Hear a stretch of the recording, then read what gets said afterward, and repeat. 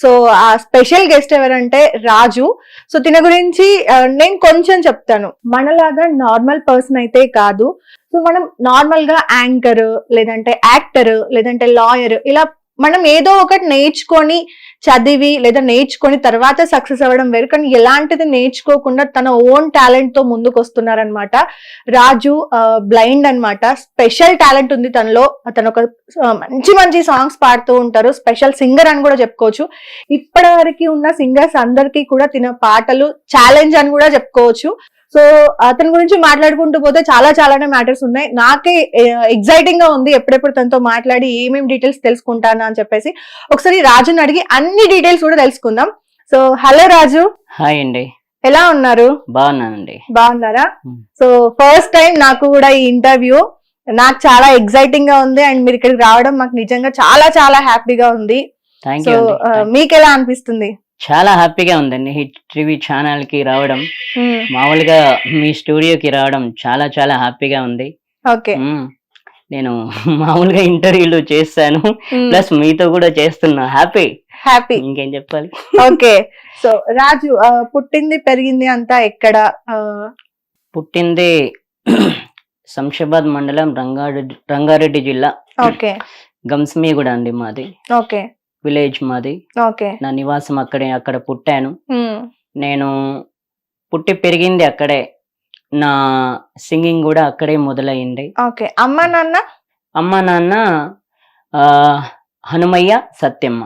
Okay. వాళ్ళు ఉండేది కూడా అక్కడే.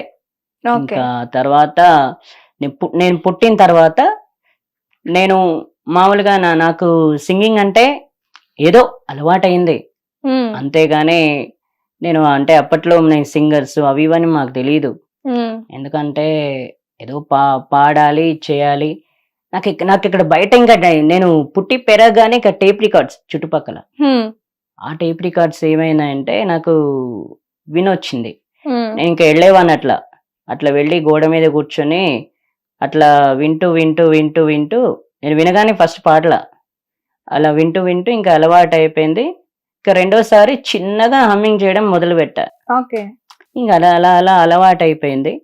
అలవాటైపోయి ఇంకా డైలీ అట్లా ఎండ వచ్చినా, వాన వచ్చినా, చలి వచ్చినా అలా చేసేవాడిని. అంతే, అలా అలవాటు అయిపోయింది. ఓకే. అక్క తమ్ముడు అలా ఎవరైనా ఉన్నారా? లేరండి. నాకు 3 అక్కలు, ఒక చెల్లి. ఓకే. 3 అక్కలు, ఒక చెల్లి. ఇప్పుడు చెల్లి పెళ్లి కూడా అయిపోయింది, అక్కల పెళ్లిళ్ళు కూడా అయిపోయాయి. ఓకే. ప్రస్తుతానికి అమ్మ నాన్న మీరు ఉంటున్నారా? నాన్నగారు లేరండి, చనిపోయారు. ఓకే. మరి మిమ్మల్ని చూసుకోవడం, ఫైనాన్షియల్ గా అమౌంట్ అంతా కూడా ఎలా మరి? అంటే ఇంకేం లేదండి. నేను మామూలుగా నేను ఎక్కడికైనా నేర్చుకోవడానికి వెళ్తే అమ్మ తీసుకెళ్తుంది.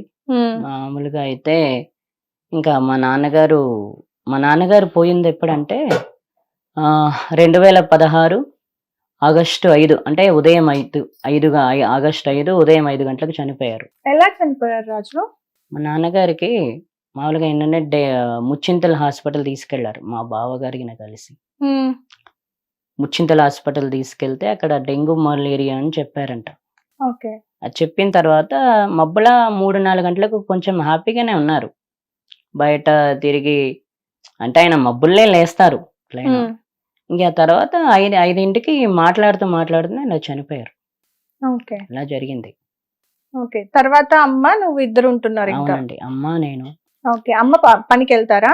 లేదండి, నన్నే చూస్తుంది. ఓకే. నన్ను అంటే నేను ఇక్కడ ఏ మ్యూజిక్ అంటే ఎక్కడికి వెళ్ళినా అమ్మగారే తీసుకెళ్తారు. ఓకే. ఇంకా మా బావ గారు అండ్ చెల్లి, ఆయన వాళ్ళు మా ఇంటి దగ్గరే వాళ్ళు ఇల్లు కట్టుకున్నారు. ఓకే. ప్లాట్ తీసుకున్నారు మా ఇంటి దగ్గరే. ఇంకా వాళ్ళు కూడా వాళ్ళ దగ్గర ఉంటున్నా. ఎందుకంటే ఇప్పుడు మా ఇల్లు కూడా మామూలుగా కూలేలా ఉంది. ఎందుకంటే అది పాతగా అయిపోయింది, ఇంక కూలుతుందని చెప్పేసి ఇంకా వాళ్ళ ఇంట్లోనే ఉంటున్నాం మేము. ఓకే. బాగా ఎంకరేజ్ చేస్తారు వాళ్ళు. బాగా ఎంకరేజ్ చేస్తారు. ఓకే. ఫస్ట్ మీ ఫేవరెట్, మనందరి ఫేవరెట్ బాలసుబ్రహ్మణ్యం గారి స్వాతిముత్యం మూవీ నుండి మంచి సాంగ్ ఏదన్నా? సువి సువి సువాలమ్మ సీతాలమ్మ. లేదండి, నాకు అలవాటైపోయింది. అదేలా నేర్చుకున్నావు? నువ్వు ఓన్ గానేనా? నా ఓన్ గా అండి. మామూలుగా ఏంటంటే వాళ్ళు టేప్, నా దగ్గర అప్పుడు ఏమీ లేదు, నాకు Hmm. ఇన్స్ట్రుమెంట్స్ అంటే కూడా తెలియవు. ఓకే. అయితే ఆ టైంలో కిరసనాయిల్ డబ్బా, ₹1 బిళ్ళ అది పెట్టుకొని అక్కడ చుట్టుపక్కల వింటూ, ఆ టేప్ రికార్డు వింటూ ఇట్లా పాడుకుంటూ ఇట్లా వాయించుకునేవాడిని. అట్లా ఇది కూడా అలవాటు అయిపోయింది. ఇంకా ఓకే. ఇది అలవాటు అయిపోయింది. నార్మల్ గా మేము ఇలా అంటే సౌండ్ కాదు కదా, వేళ్ళు కూడా కదలట్లేదు. లేదండి, నాకు అట్లా అలవాటు అయిపోయింది అన్నమాట. అంటే చిన్నప్పటి నుంచి అలవాటు అయిపోయింది కదా, నాకు అప్పుడు ఏం తెలియదు కదా. డబ్బా ఇది, ఓకే. ఇంకా డబ్బా పోతే ఇదే దిక్కు, ఇంకా నాకు ఏ దిక్కు లేదు అప్పుడు. ఓకే. అలా అలవాటు సో అయిపోయింది. అలా అలవాటు అయిపోయింది. ఇష్టమైన హీరో ఎవరు? చెప్తున్నాను, ఇష్టమైన హీరో చిరంజీవి గారు. చిరంజీవి గారు. ఓకే. ఆయన కోసం ఈ ఇంటర్వ్యూ ద్వారా ఆయన చూడాలి, ఆయన కోసం ఒక స్పెషల్ సాంగ్ వాడు, ఆయనకు డెడికేట్ చేస్తూ ఒక మంచి సాంగ్. జీవితమే ఒక ఆట, సాహసమే పూబాట, జీవితమే ఒక ఆట, సాహసమే పూబాట, నాలో ఊపిరి ఉన్నన్నాళ్ళు ఉండవు మీకు కన్నీళ్ళు, అనాథలైన అభాగ్యులైన అంతా నా వాళ్ళు, ఎదురే నాకు లేదు నన్నెవరూ ఆపలేరు, ఎదురే నాకు లేదు నన్నెవరూ ఆపలేరు, జీవితమే ఒక ఆట, సాహసమే పూబాట, జీవితమే ఒక ఆట, సాహసమే పూబాట.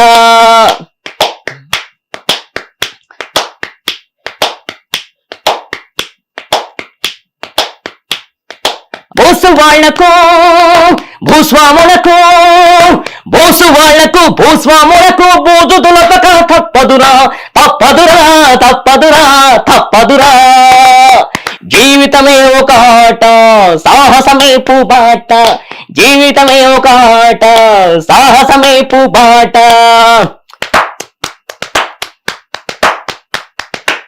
ఈ సాంగ్ చూసిన తర్వాత పక్కా మిమ్మల్ని కలుస్తారు చిరంజీవి గారు. అయ్యో తప్పకుండా. థ్యాంక్ యూ అండి, థ్యాంక్ యూ వెరీ మచ్. మేము కూడా కుదిరితే పంపిస్తాం సార్ కి. ఓకే, తప్పకుండా తప్పకుండా. ఓకే. ఎవరైనా కలిసారా హీరోస్ ని మరి? ఎన్టీఆర్ సార్ ని కలిసానండి. ఓకే. ఎన్టీఆర్ సార్ ని అండ్ దిల్ రాజు సార్ ని కలిసాను. ఎందుకు కలిసానంటే, ఇప్పుడు నేను సింగర్ అవ్వాలి కాబట్టి నేను వేరే ఒక సింగర్ ని కలవాలి అన్న, సునీత గారిని కలవాలని అనుకున్నా. ఓకే. కలవాలనుకుని వాళ్ళిద్దరితో చెప్పా, బృందావనం షూటింగ్ అమ్మపల్లి టెంపుల్ లో అవుతుందండి, అది ఇక్కడ అంటే శంషాబాద్ రామాలయం టెంపుల్, అక్కడ బృందావనం షూటింగ్ అవుతుంది. ఓకే. ఫస్ట్ కాలేజ్ స్టూడెంట్స్ మేము అందరం కలిసి లైన్ లో నుంచున్నాం. ఆ అసిస్టెంట్ కూడా ఏమనలేరండి, వాళ్ళకు కూడా చాలా ఓపిక ఉంది, వాళ్ళ అసిస్టెంట్స్ కూడా చాలా థ్యాంక్స్. ఎందుకంటే వాళ్ళు తిడతారేమో ఏదైనా అంటారేమో అని అనుకున్నా కానీ ఏమి అనలా. వాళ్ళతో పాటు కార్లో షేక్ హ్యాండ్ ఇచ్చుకుంటూ వెళ్తున్నారు అందరితో పాటు, నాకు కూడా షేక్ హ్యాండ్ ఇచ్చుకుంటూ వెళ్ళారు. అలా క్యూలో నుంచున్నా. తర్వాత మియాపూర్, మళ్ళీ మియాపూర్ రమ్మన్నారు వాళ్ళే వాళ్ళోళ్ళే, వాళ్ళ దగ్గర ఉన్నోళ్లే మియాపూర్ వస్తే కలుస్తారంటే మియాపూర్ వెళ్ళా. మియాపూర్ వెళ్ళి ఇట్లా ఆయన ఎవరితోనే మాట్లాడుతుంటే వెళ్ళి కలిసి ఇట్లా నన్ను చేయబట్టుకున్నారు ఎన్టీఆర్ సార్.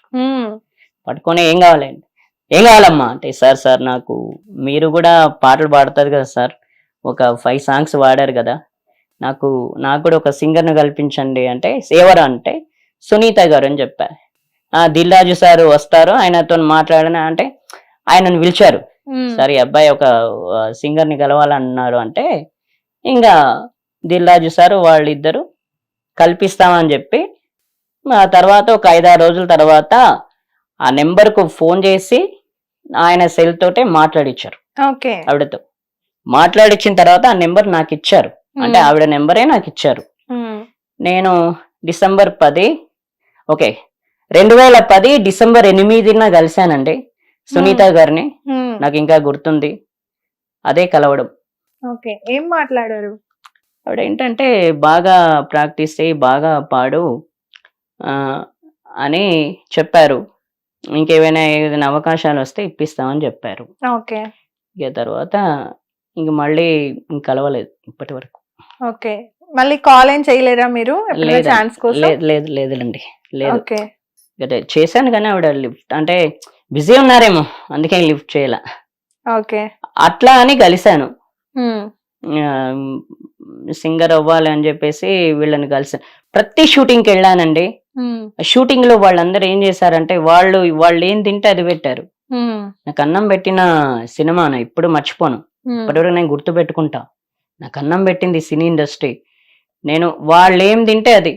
శంషాబాద్ టెంపుల్లో అంటే రామాలయం టెంపుల్లో ప్రతి షూటింగ్ అయింది. ఈ బృందావనమే కాకుండా ఫస్ట్ యజ్ఞం తర్వాత శ్రీయాంజనేయంలో నేను ఆయనను కలుసుకోకముందే నన్నే అర్జున్ సార్ కలిశారు. అర్జున్ సార్ 2004 ఆయనే మాట్లాడి, ఏమ్మా మీ అబ్బాయా ఇతను అంటే, అవును సార్ అని అమ్మ చెప్పింది. మా మదర్ చెప్పగానే, ఈ అబ్బాయికి నోరు లేదా అంటే, సార్ మీ పేరు ఏంటి అని అడిగా. నా పేరు అర్జున్ అని చెప్పారు. ఆయన చూసారు, ఇదే కెరసనాయిల్ డబ్బా 6 రూపాయి బిళ్ళ. ఆయన ముందే అలా వాయిస్తూ పాడా. ఏ సాంగ్ పాడారు? ఏమన్నారు మరి విన్న తర్వాత? నా పక్కనే కూర్చున్నారండి. ఇట్లా ఇటు పక్కన కృష్ణవంశీ సార్, ఇటు పక్కన నేను, నా పక్కనే ఆయన కూర్చున్నారు డబ్బా వాయిస్తుంటే. కృష్ణవంశీ సార్ కి పరిచయం చేశారు. ఇతను ఒక సింగర్ అవ్వాలనుకుంటున్నాడు, ఇతనికి మనం ఏదన్నా మంచి ఆపర్చునిటీ ఇప్పిద్దాం సార్ అని వాళ్ళిద్దరు మాట్లాడుకున్నారు. కానీ మరుసటి రోజు మళ్ళీ ఆయన